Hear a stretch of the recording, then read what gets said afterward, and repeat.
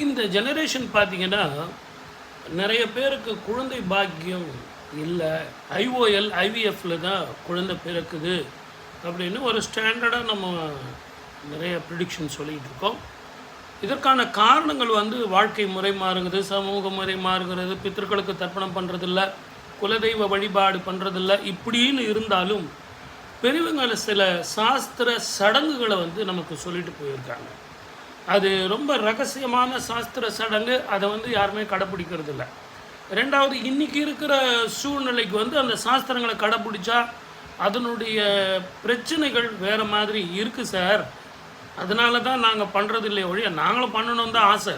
அது என்ன அப்படின்னு கேட்டிங்கன்னா, இந்த ருது சாந்தி பண்ணுறது, சாந்தி முகூர்த்தம் பண்ணுறது அப்படிங்கிறது இப்போ யாருமே பண்ணுறதில்ல. இதெல்லாம் போய் எதுக்கு சார் எல்லாருக்கும் சொல்லிக்கிட்டு அதெல்லாம் தேவையா அப்படின்னு விட்டுருவாங்க. ஆனால் இந்த ருது சாந்தி முதல்ல செஞ்சிட்ட பிறகு தான் கர்ப்பதானம் செய்யணும், சாந்தி முகூர்த்தம் செய்யணும் அப்படிங்கிறது சாஸ்திரத்தினுடைய ரகசியம். அப்படி அதை முறையாக செய்யும்போது உங்களுக்கு நல்ல சத்சந்தானமும் ஆயுள் விருத்தியும் பேர் சொல்லும் பிள்ளைகளும் இந்த குலத்தையே காத்திடக்கூடிய ஒரு அற்புதமான குழந்தைகளும் பிறக்கும் அப்படிங்கிறது மிகப்பெரிய ரகசியம். சாஸ்திரத்தில் அதில் நிறைய ரெஃபரன்ஸ், திலீபன் மகாராஜா, அதெல்லாம் நம்ம நிறைய அவர் சொன்ன சாஸ்திரத்தினுடைய ரகசியம்லாம் நம்ம சொல்ல முடியும்.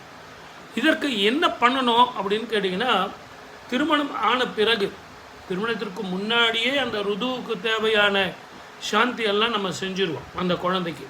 ஆனால் திருமணத்திற்கு முன்னாடி சாந்தி முகூர்த்தம் செய்கிறதுக்கு முன்னாடி ருது சாந்தி செய்யணும்.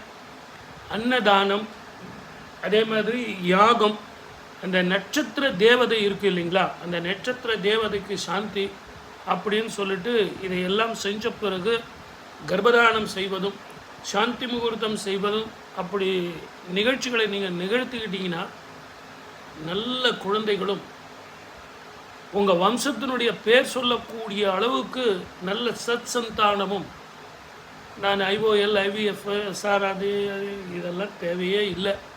இயற்கையிலேயே நம்ம மூதாதையர்கள் நமக்கு ஆசீர்வாதம் செய்வாங்க.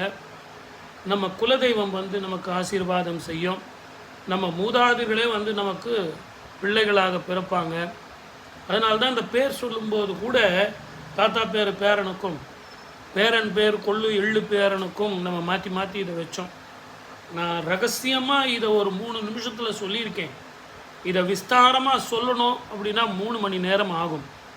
விவரம் புரிஞ்சவங்க தெரிஞ்சுக்குங்க அப்படின்னு நான் சொல்லியிருக்கேன். சப்ஸ்கிரைப் பண்ணுங்கள், ஷேர் பண்ணுங்கள், கமெண்ட் பண்ணுங்கள், நிறைய பேசுவோம்.